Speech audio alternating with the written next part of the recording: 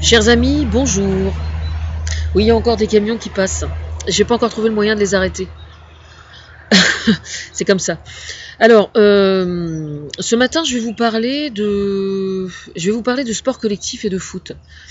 Parce que une des raisons pour lesquelles je suis la conseillère du gouvernement, c'est aussi par rapport à la position que j'ai par rapport au sport.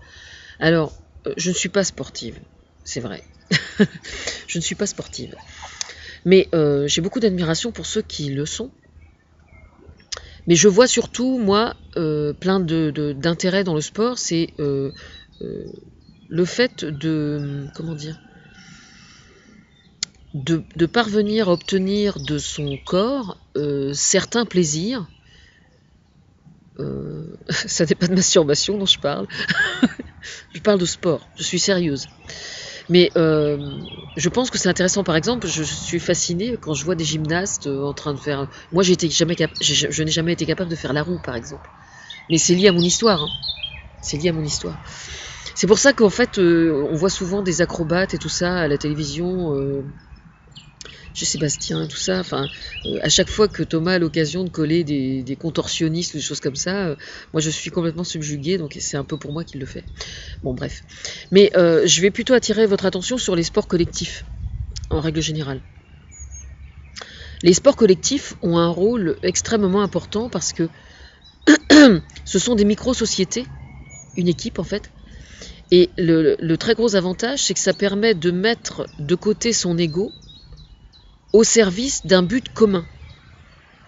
Voilà le très gros avantage des sports collectifs. Et donc, notamment le foot, parce qu'il se trouve que j'habite tout près d'un terrain de foot, là de l'autre côté de la rue, par l'intermédiaire de la pratique d'un sport collectif, un enfant par exemple qui a un peu de mal à respecter les règles, si jamais vous lui faites faire du foot ou n'importe quel autre sport collectif, le fait de j'ai des cheveux un peu bizarres, le fait de devoir suivre les consignes du coach, enfin de l'entraîneur, il doit avoir conscience de son rôle dans l'équipe, etc., etc. Enfin, il y a plein d'avantages, énormément d'avantages. Et en fait, moi, j'ai trouvé ça, ça peut sembler être une évidence, mais ça ne l'est pas tant que ça dans l'esprit des gens, je pense. Alors que c'est extrêmement important, justement. C'est extrêmement important, les sports collectifs. Il y a énormément de problèmes qui sont rencontrés au sein des établissements scolaires, des écoles, dès le plus jeune âge, qui pourraient être pas nécessairement résolus, mais en tout cas, ça aiderait énormément à les résoudre si les élèves pratiquaient un sport collectif. Alors, il n'est pas question de ne faire que du collectif, mais faire quelque chose au sein d'une équipe, au sein d'un groupe, c'est indéniablement quelque chose d'extrêmement important pour apprendre à vivre ensemble. Et notamment au niveau des respects des lois. Et donc moi je me souviens, il y a une trentaine d'années, j'ai connu quelqu'un, un homme qui avait mon âge, qui jouait au foot dans une équipe, et qui était... c'était une catastrophe. C'est-à-dire que physiquement, il n'arrêtait pas de tacler les autres... il n'arrivait pas à tenir. Alors, quand vous voyez qu'il y a comment dire, quelque chose de pas normal au niveau de l'arbitrage, savoir fermer sa gueule, c'est très important ça, dans un sport collectif, savoir se taire, savoir mettre son ego justement de côté, parce que c'est l'arbitre, le respect de l'arbitre. Enfin, vous voyez, il y a tout ça derrière. Donc c'est extrêmement important. D'ailleurs, je pense, moi, que les arbitres pas uniquement de foot, les arbitres en règle générale sont très souvent des bénévoles, pas toujours, mais assez souvent des bénévoles, surtout à un petit niveau, bien évidemment. Et je pense qu'ils ne sont pas suffisamment pris au sérieux et ils ne sont pas suffisamment considérés par les fédérations nationales des différents sports. Ça ne fait absolument aucun doute. C'est-à-dire que ça ne veut pas dire par là qu'ils devraient être professionnels. Mais d'ailleurs, je pense qu'il faudrait peut-être revoir leur formation. Non pas que je remette en cause la façon dont ils sont formés actuellement, mais peut-être que leur donner quelques notions de psychologie, par exemple, serait probablement bienvenu, à mon avis. Et puis ils pourraient très bien avoir des compensations d'un autre ordre. Par exemple, des places de spectacle gratuites ou des places de cinéma gratuites, enfin de ce genre de choses, comme dans tout le milieu bénévole, en règle générale. Il y a des... De toute façon, si je sais plus si j'ai rédigé... Non, j'ai pas rédigé la pétition, mais moi je suis pour la création d'un statut de travailleur bénévole. Et justement, les arbitres dans les différents sports devraient bénéficier de ce statut-là par excellence. Et les entraîneurs aussi, bien évidemment. C'est à mes yeux extrêmement important. Parce que justement, ces gens-là, je pense que tous les gens qui travaillent de toute façon dans les clubs de sport en général, même y compris les sports individuels, hein, la gym, n'importe quel sport, tous ces gens-là ont un rôle absolument fondamental dans une société parce que justement, ils sont amenés à être confrontés à des tas de problèmes ou à des tas de gens qui vont pas bien ou qui ont des problèmes et donc ils peuvent les aider d'autant plus facilement qu'ils ont été bien formés. Voilà. Alors là, notamment, au sujet de la Coupe du Monde de foot, j'ai un projet. Et donc maintenant, vous savez, comment dire ? Je sais que je suis très attendue côté sport, côté foot notamment, évidemment avec le PSG et tout ça. Alors, il faut bien comprendre que si je ne parle jamais du PSG ou de n'importe quel club de foot, ça ne signifie pas que j'ai quelque chose contre le foot, contre le PSG ou quoi que ce soit, c'est pas du tout ça. C'est tout simplement que je peux pas être partout, quoi. C'est aussi simple que ça. Et puis c'est vrai que le fait que je ne bénéficie encore d'aucune reconnaissance en quoi que ce soit de ce que je fais m'incite pas non plus à aller vers eux, quoi. Je veux dire, je vais au plus urgent en fait. Hein, voilà, c'est tout simplement ça mon problème, quoi. Et donc en fait, c'est vrai que le fait de voir qu'au sein du sport, quelquefois, pour celui qui est extrêmement médiatisé, il y ait autant de pognon qui soit en jeu, n'est pas fait pour m'inciter non plus à y aller. C'est une évidence, hein. Ce serait stupide de le nier, c'est une vérité. Mais moi, je suis beaucoup plus attaché, par exemple, au sport à un tout petit niveau, parce que justement, c'est là que c'est extrêmement important. Moi, je me souviens, il y a quoi, une vingtaine d'années, je vais pas citer de nom, hein, mais je me souviens être allé avoir vu des... Je suis désolée, il y a une tronçonneuse à côté. Bon. Je me souviens être allé sur une touche de foot il y a 20 ou 30 ans, et sur la touche, il y avait des spectateurs qui disaient « Tue-le !» Enfin, vous voyez, des mecs complètement cons, quoi.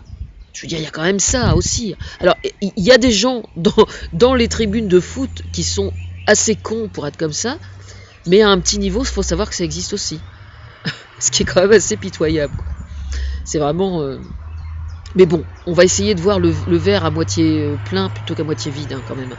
À un petit niveau, je pense que c'est quand même beaucoup plus rare. Enfin, j'ose espérer. Voilà. Alors, moi, au sujet de la Coupe du Monde de foot, je vais être franche. Hein. Mon souci numéro 1, c'est quand même d'utiliser la Coupe du Monde de foot pour soutenir les Raoni et le problème de la forêt amazonienne. Comme ça, on va tout de suite mettre les choses au clair. Mais parallèlement, je reste profondément attaché au fait que les sports collectifs et le foot en particulier soient un moyen absolument extraordinaire d'aider les gens à aller mieux. Voilà. Ça peut de façon absolument... enfin, comment dire ? Pour les parents, par exemple, un gamin qui a tendance à partir un petit peu en vrille, enfin qui va pas bien, etc., le fait de lui faire pratiquer un sport... et notamment un gamin qui a du mal, par exemple, à se sentir bien au niveau scolaire, qui a des problèmes de harcèlement, n'importe quoi, le fait de lui faire pratiquer un sport collectif ne peut que l'aider. Alors par contre, effectivement, s'il lui ne veut pas, il a peut-être de bonnes raisons. Donc ça peut être considéré comme un symptôme en soi. C'est tout à fait envisageable. Mais même si un gamin qui refuse de pratiquer un sport collectif, le fait qu'il refuse, lui, de le pratiquer, est en soi un outil de travail, justement pour ouvrir le débat et pour lui en parler. Voilà. Et vous, en tant que parent, quand vous accompagnez vos gamins dans les clubs de sport, que ce soit le foot, le hand, que ce soit n'importe quel sport, et que vous chopez sur la touche des parents qui ont des attitudes ou des comportements qui laissent à désirer, ouvrez le débat, parlez-en avec eux, et ne vous laissez pas faire, ne vous laissez pas écraser. Hein, je veux dire, le sport doit être un vecteur qui véhicule certaines valeurs, et vous, en tant que parent, vous êtes en droit d'exiger des dirigeants des entraîneurs qui véhiculent certaines valeurs. Voilà.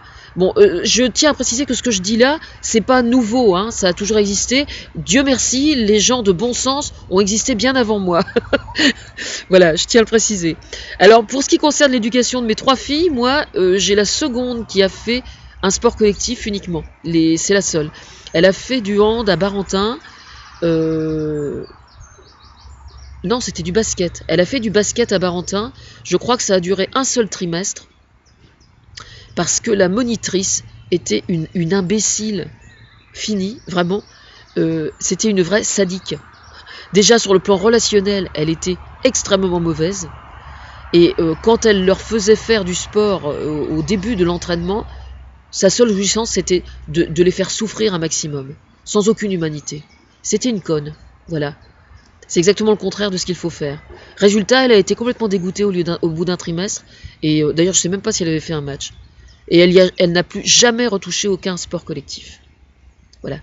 Moi, personnellement, j'ai fait du sport collectif, mais moi, j'étais beaucoup plus branchée sur les sports individuels, mais moi, c'est pour une autre raison, c'est parce que, étant une ancienne traumatisée sexuelle, je ne supportais pas le contact physique. Donc, je ne supportais pas le fait de me faire bousculer et tout ça, c'était pour moi absolument impensable. Donc, le seul sport collectif, autrement, le fait de pratiquer un sport collectif, dans l'idée, ça me convenait tout à fait. Alors, donc, j'avais résolu le problème, j'ai fait du handball. Pas du handball, du volleyball, pardon. Parce que le volleyball, par définition, vous êtes chacun de votre côté. Donc si jamais vous vous faites bousculer par quelqu'un, c'est quelqu'un de votre équipe, donc c'est pas dans une intention de blesser ou de bousculer vraiment. Donc ça arrivait jamais, en fait. Parce qu'évidemment, avec le volleyball, avec le volley, avec le filet, chacun est de son côté, donc c'est le sport collectif, le seul sport collectif que j'ai pratiqué, en fait. Mais sinon, j'étais beaucoup plus branchée sur les sports individuels. Parce que compte tenu de mon passé traumatisé, justement, par le sport individuel, je progressais comme moi je le sentais, uniquement. Donc je faisais mon petit chemin toute seule, quoi. Donc je faisais de l'athlétisme, je faisais de l'endurance, j'étais assez bonne en vitesse. Je me souviens plus combien je faisais, 60 mètres. Mais je me démarrais pas trop mal. Je faisais des barres asymétriques. Mais j'ai toujours été parfaitement consciente que j'étais physiquement extrêmement bloquée à cause de mon histoire. Je l'ai toujours su. Je l'ai toujours su et j'ai fait avec. Par exemple, j'ai appris à nager toute seule. Voilà, en imitant les autres. Alors, j'ai réussi. Le problème, c'est que il faut jamais apprendre à nager toute seule.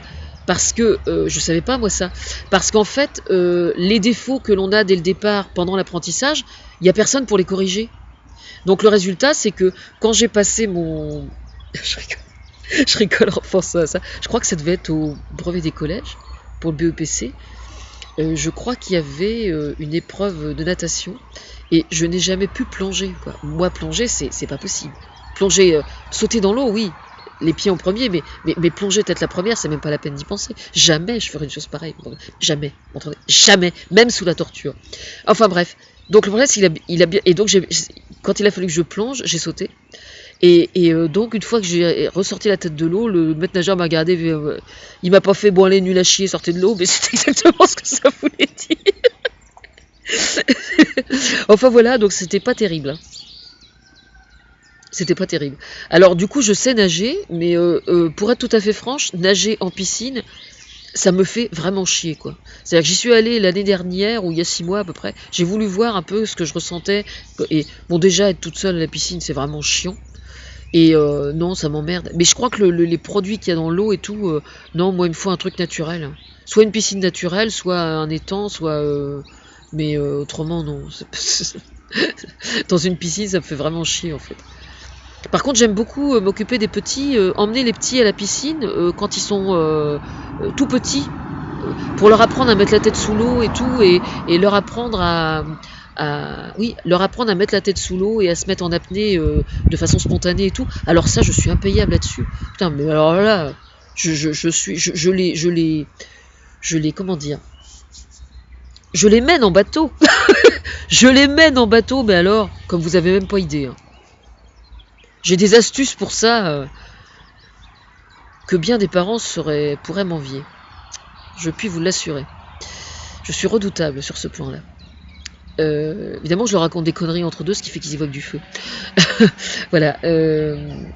Quoi dire d'autre? Oui, alors, donc, au sujet de la Coupe du Monde de foot. Je sais que je suis attendue sur ce point-là. Donc voyez, voilà ce que je pense des sports collectifs. Maintenant vous savez. Et donc, moi je repars de la base. C'est-à-dire que je souhaite faire un reportage sur des petits poussins. Non, je ne vais pas parler d'aviculture. Je veux parler des petits gamins qui jouent dans des clubs de foot. L'initiation au football et tout ça. Et donc je cherche des parents qui seraient d'accord pour que je fasse un reportage sur leur enfant.